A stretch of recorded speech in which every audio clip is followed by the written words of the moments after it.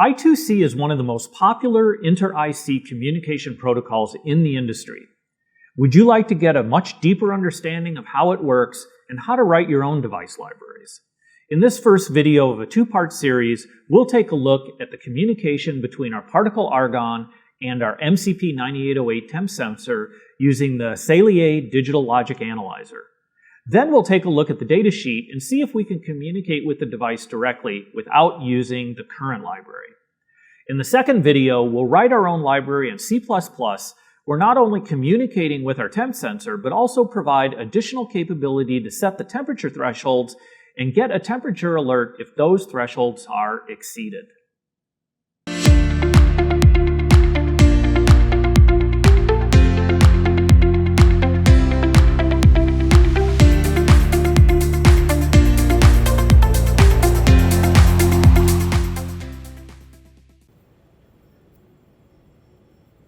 You know, I2C is one of the most common communication protocols out there. We use things like UART, we use the universal synchronous asynchronous receiver transmitters, there's single wire, there's SPI and I2S, but I think by far I2C outweighs all of these as sort of the preferred communication mechanism to talk between a microcontroller and a device. And so these are sort of these two primary use cases. We have a microcontroller, in this case talking to a lux sensor, and we have a microcontroller talking to another microcontroller. And those would be very two common use cases. When you look at a dev board, you can always tell whether it supports I2C or not by really looking for these two lines, SCL and SDA. If you see that on the board, then you know you've got a device that communicates through I2C. At that point, it's off to the data sheets to see how to use it or search around for libraries where somebody's already written a library to talk to the device. So, you know, an IoT device, when you're dealing with them, you know, a lot of it is managing resources. And you have things like power, you have the number of sensors you have to talk to, your memory, flash and RAM, you know, how fast, the frequency that the microcontroller is running. And then your microcontroller maybe have just a certain number of pins. It could be pin limited. And so that's a resource you have to manage as well. Of course, you have the form factor and the cost. And so when you look at, the reason I bring this up is because when you look at various devices, I2C is typically going to win based on the resource game. So for example, here I'm just showing, you know, an STM32, and it's just a 32-pin out device. And that doesn't give us a lot of options down the road if we need to connect a bunch of different things into it. By the time we did some SPI and UART and so forth, the pins and general GPIO, the pins are going to get used up pretty quickly. So pin management is typically key in these decisions. So when we look at serial, you know, serial is basically a two-wire interface as well.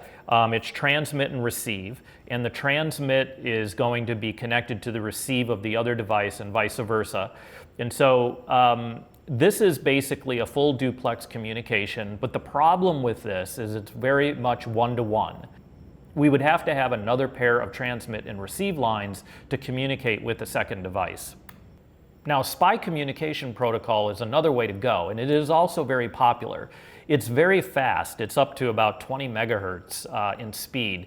And the other thing is because it is two data lines for master out, slave in, and master in, slave out, it's also full duplex. And then you have your clock.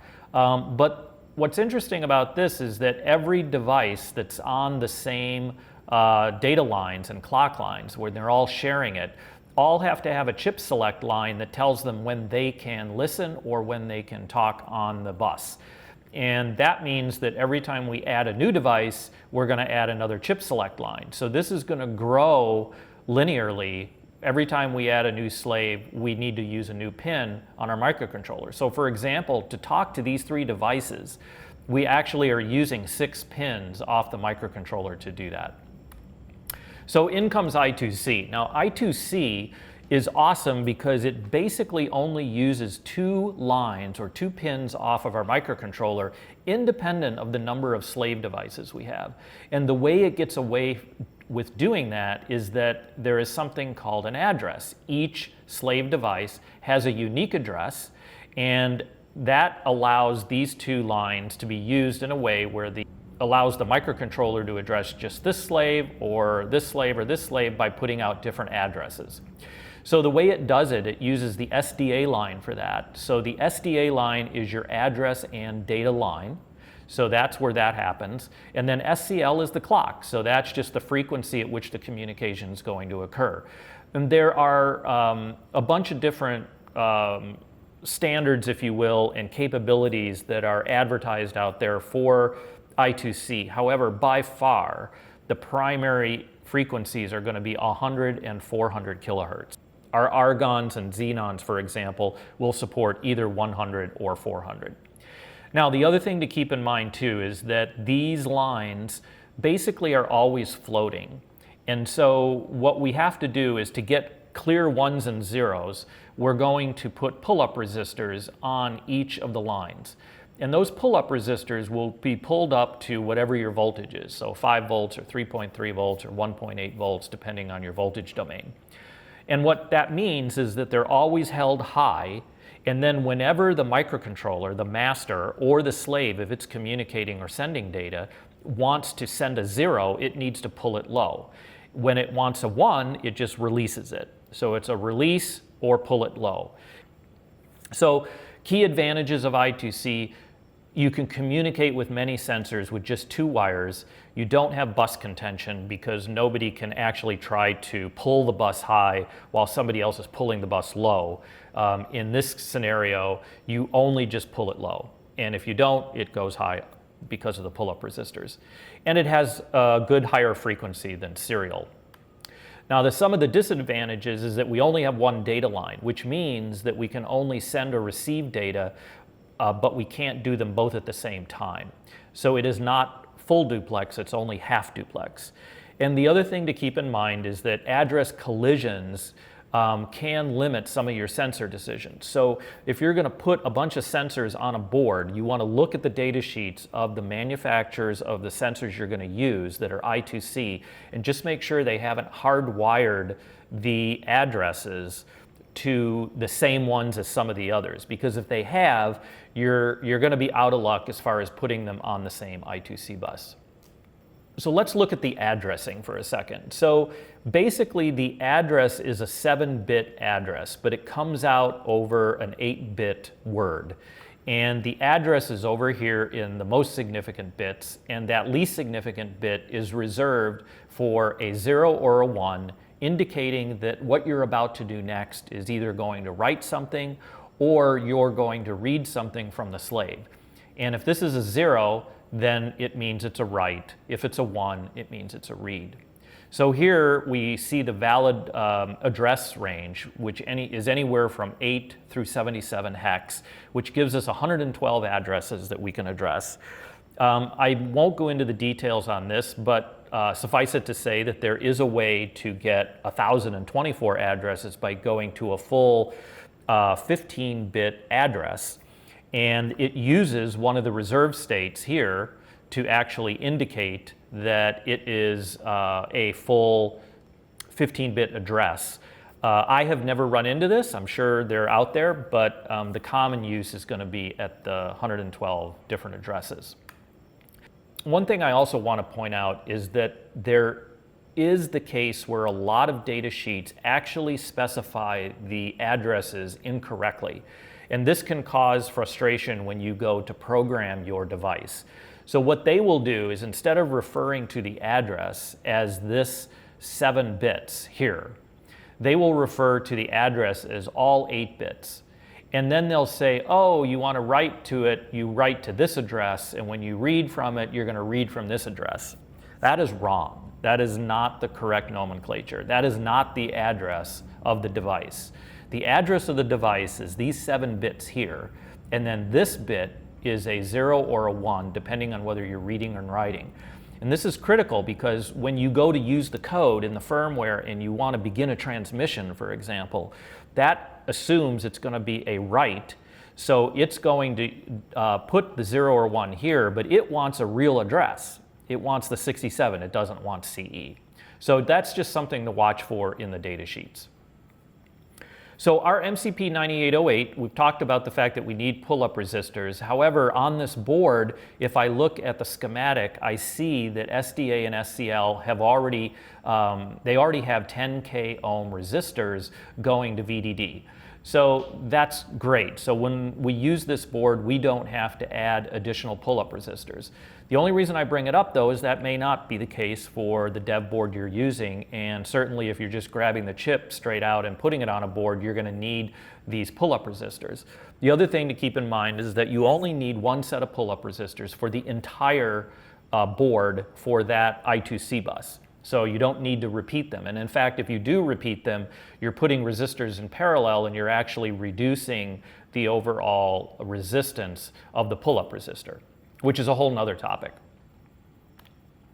So let's look at an example transmission. So in this case, we have the SCL line, and this is what it should look like. It's like a clock, right? And so it's going to rise and fall based on its frequency. And the SDA line is going to rise based on a pull-up resistor or be pulled down by either the slave or the master, and that's how we represent the ones and zeros. And one thing, as I blow up this area right here, you'll see that the drop in the SCL, and then it's low, and then here we have a change in the SDA line going from low to high. They don't happen at the same time. It looks like it's happening at the same time here, but as I blow that up, you'll see that they don't. And that's kind of critical in how we look at how this timing is going to work. So if we look at an example transmission, here we have a series of bits. Here we have ones and zeros, and we have the clock ticking along, and measurements are being made at the rise of every time SCL goes from low to high. So when it does that, it looks at the state of the SDA line to see what state it's in. So on the rising edge, it looks at the SDA line. If it's low, it's a 0. If it's high, it's 1. If you look at these transitions in the center, what do you observe about the pattern? So for example, the clock and the data line have something in common. So if you want to pause the video and think about that for a minute, feel free. So it's interesting that every time the SDA line changes state, when it goes down from high to low or when it goes from low to high, the SCL line is in the low position. Every time this transition happened, that's true. Every time this transition happened, that's true. Every time this transition, that's true. However, if we look here at the beginning and the end, that pattern is violated. So for example, here we have the clock in a high position, but the data line went from high to low. And over here, we see that the clock is in the high position, the data line went from low to high. So the pattern is violated here and here, and that actually is a good thing, and it's what the system uses to determine when we're going to start a transmission or when we end a transmission.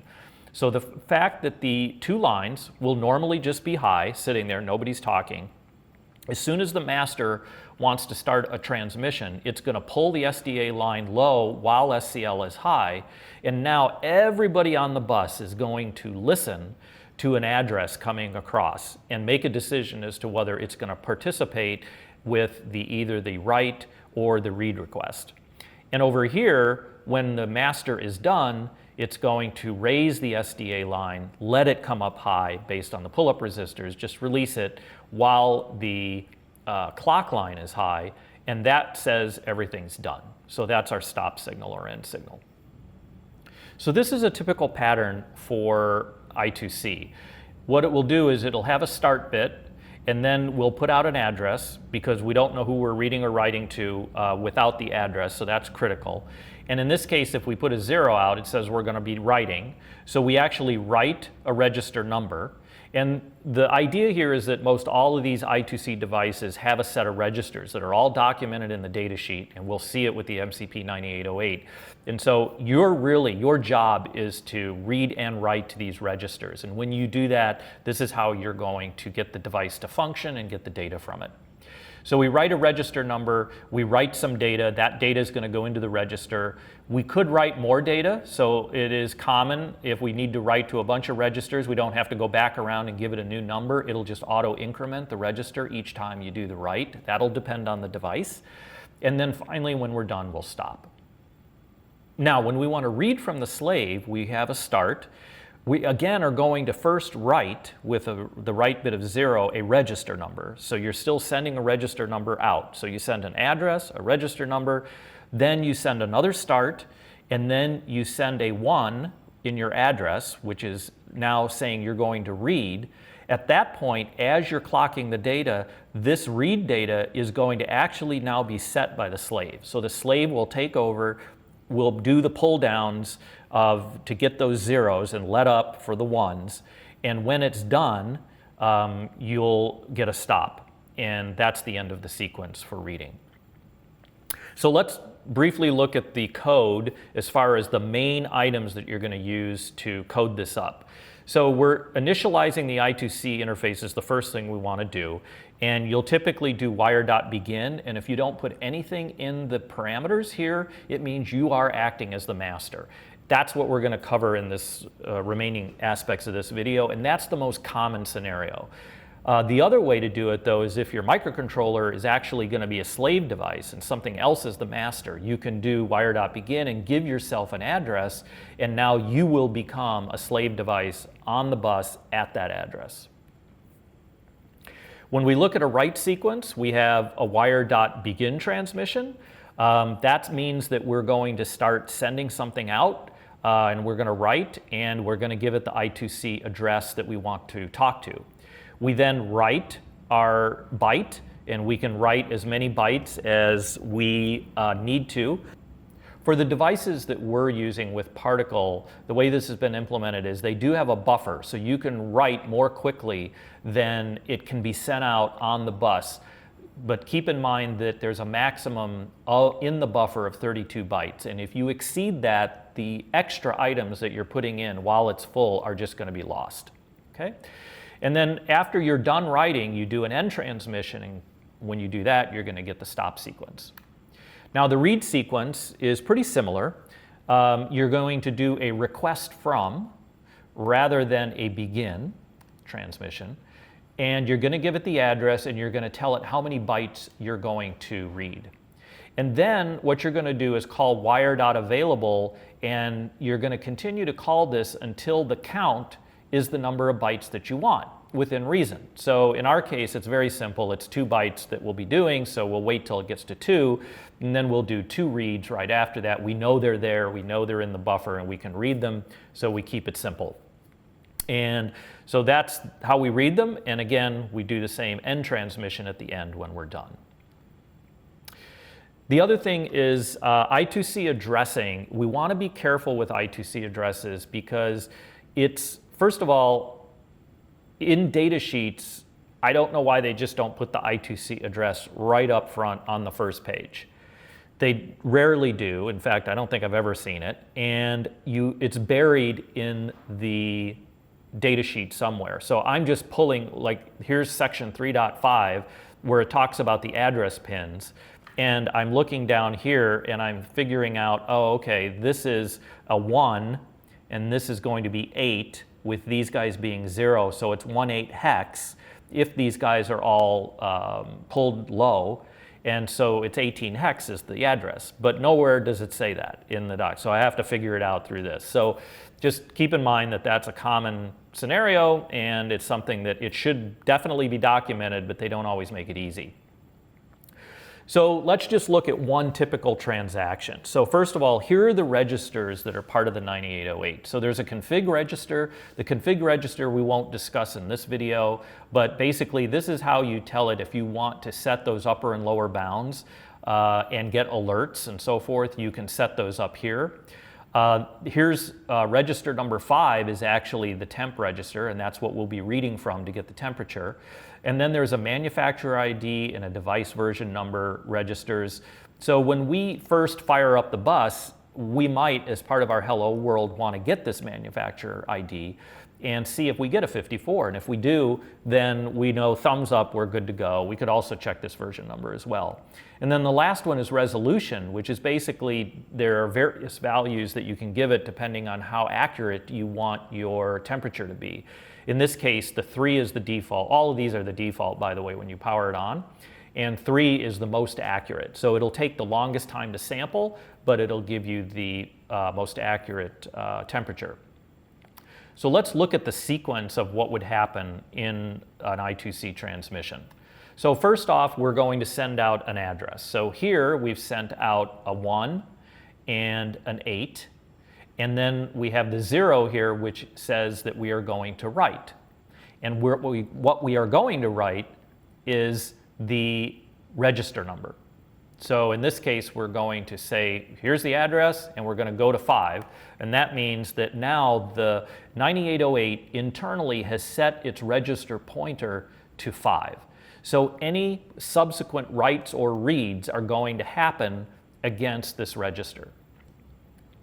So now we're going to send the same address, but we're going to send a 1. And when we send the 1, that means we want to do a read.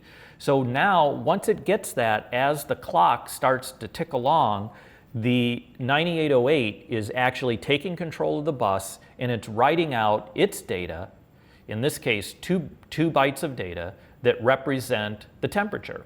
And that's how we do the read. All right, so before I jump into the code, I want to show you kind of what I've set up here. Now, this is basically the same setup that we're using for our temp sensor in some of the other analysis that we've been doing, but I've sort of broken it out onto a different board so that I could kind of show the various connections that I have for the MCP9808. Basically, we're using I2C, so we still have our clock and our data lines, and we have power and ground going to it, and we have our Xenon. But this is our new piece of hardware. So this is our Saleae Digital Logic Analyzer. And I have used these for many years now, and I absolutely love them. They're very easy to use. They work with both Mac and Windows. They plug right into your USB port, and you're off and running. And what this does is it gives you the visibility at the pin level to see what's actually happening with your pins. And the way we do that is we take one of the leads here, for example, this one in the top left is actually number 0, and the next one is number 1, and I have those actually tied into the pins here. And the way they do it is with these little claws. You'll see the claw sort of come out, and I can put it right around a particular wire. So for example here, and then close it up, and I now have my connection. So I don't think you can live without these things. I would definitely get one. This one is only a 4-port. I don't think they make those anymore, but fantastic digital logic analyzers. So that's what we have set up here so that we can monitor clock and data, and then the ground line is set as well. Here's to ground. That's key. So when you set it up, if you don't tie ground, it doesn't know ground, you're not going to get good readings. All right, so before we jump into the code, what I want to do is take you through the setup on the software side for our Saleae Digital Logic Analyzer. So I popped over to it here, and you'll see the 4 channels here that I have are because I have a 4-channel digital logic analyzer. And the first one, which is black, and the second one, which is brown, those match what we have connected. So the first thing I want to do is sort of label these. So this is going to be the black line, which is actually tied to the blue line on my board, which is SDA. And this is going to be SCL. And this we don't even need, so we can hide this channel and hide this channel. So we're sort of ready to go. Once we get some code flashed onto our device, we can do some recording. Oh, one other thing that I want to show as well is as we have these 1s and 0s popping up here, we can actually add an analyzer.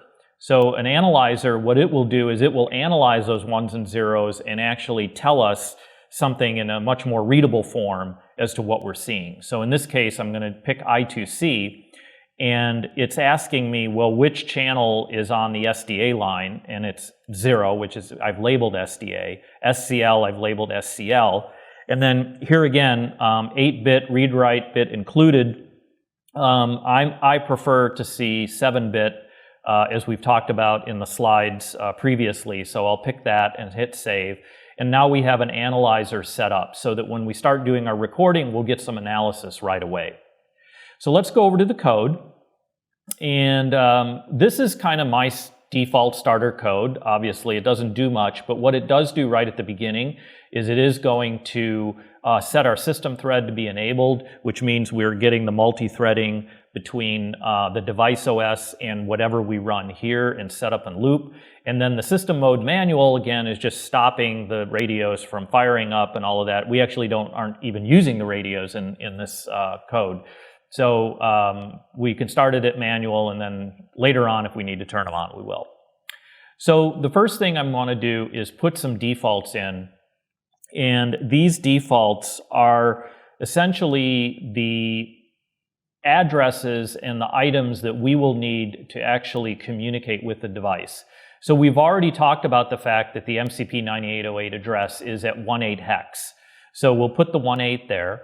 And then the ambient temperature register is register 5. And if you remember from the slides previously, that was the register that did the temperature. And then at register 6 is where we can get the manufacturer ID. Register 8 is where we can affect the resolution. I don't know that we'll do that in this, but we've defined it. So this is a common thing that you're going to do with all of your code when you start writing your own libraries, is you're going to create a bunch of pound defines that are going to define the various register numbers against something very easy to read and very easy to self-documenting. But also every bit that has meaning, you'll set those up as well. Since we're not going to do that in this video, this is sufficient for what we need. Okay? So then what we'll do is come down here and set up, and we're going to do a wire.begin. So when we do this without any argument, we're going to be a master. It's using the I2C bus, which, by the way, the Xenons and the Argons have 2 I2C buses, and if you wanted to use the second one, you would say wire 1 instead of just wire. But we're on the main one, or the first one, so we'll just do wire.begin. And again, because we have no argument, that means we are the master. And then what we'll want to do is actually do something with the, now that we're fired up, let's actually kind of do our hello world and see if we can talk to the device and get that manufacturing ID back. So to do that, we are going to do a begin transmission, and we're going to give it the address that we're going to talk to.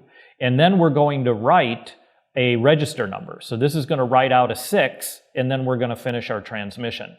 So really what's happening here is you're going to talk to the slave. The slave is going to say, hey, that's me, that's my address. And then it's going to get a number, and that number is basically going to set the internal register pointer to that value. So that is now pointing to register 6, okay? And then after we do that, we want to actually get that manufacturer's ID. So the way we can do that is basically setting a byte value that we're going to start with. So this is actually going to be a 16-bit value that we're going to store it in.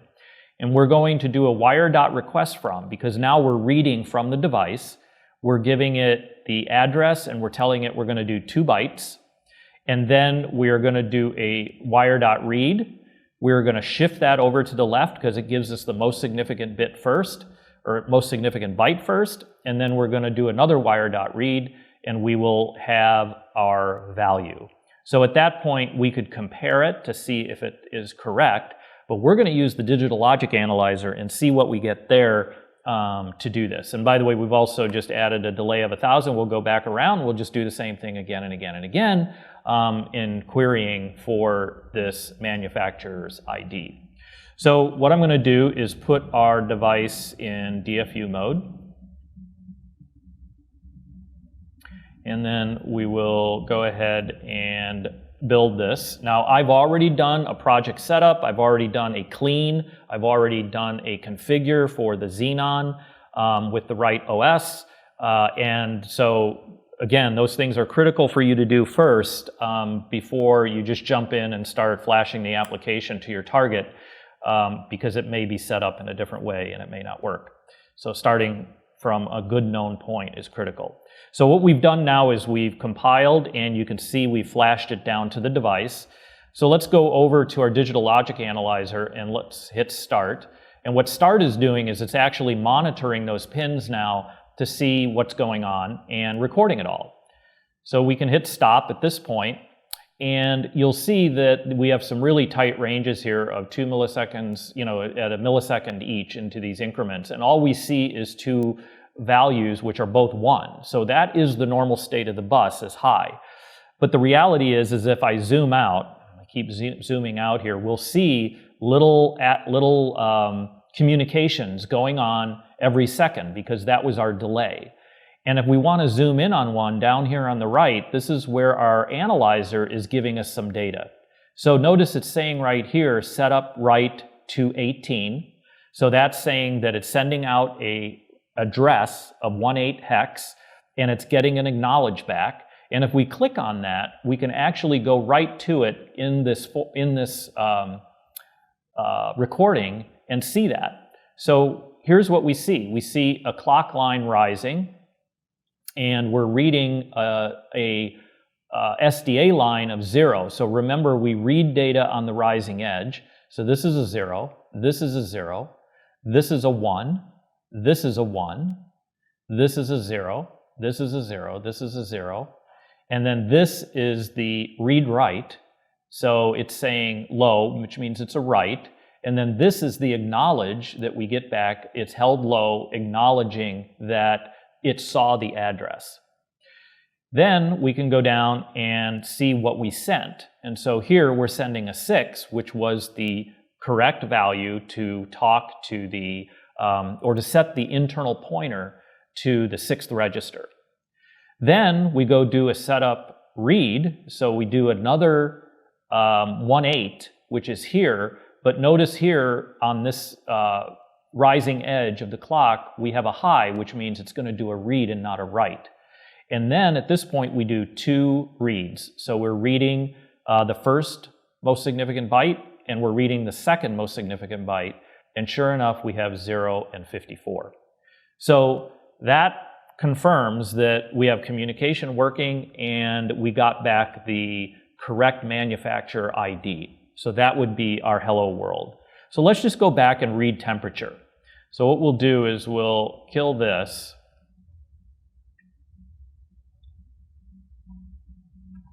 And this time we're going to do basically the same thing we did before, only we're going to have to write to the ambient register, which is register 5.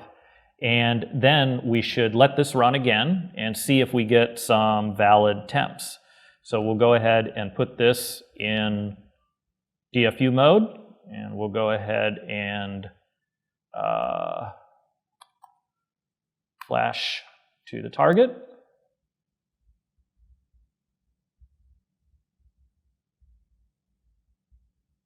Okay, so we're running. Start. Record a little bit, stop, and now we can go back to here. We see we did a read here, and right before that we did our write, and notice we wrote a 5 this time. So writing the 5 sets the pointer internally on the MCP9808 to register 5. Then we do a read, and then we get back a C1 and a 95. So the C1, essentially, you have to go into the data sheet to see what the temperature values actually mean and how they're converted. But the first 3 to 4 bits, the first 4 bits, the most significant, are actually telling you whether you exceeded a high or low temperature, whether it's negative or not. So you can check the docs on that. But what happens when we convert it is we actually strip off those 4 bits, and then we just look at what we have left. So it's going to be a 1 which is multiplied by 16, so that gives you 16 Celsius, and then 95 hex is divided by 16, which gives you the rest of the number. You add them together and you have the temperature. So again, Digital Logic Analyzer, definitely get one, put it on your want to list, and you cannot go wrong without it, and it is super helpful in debugging your code.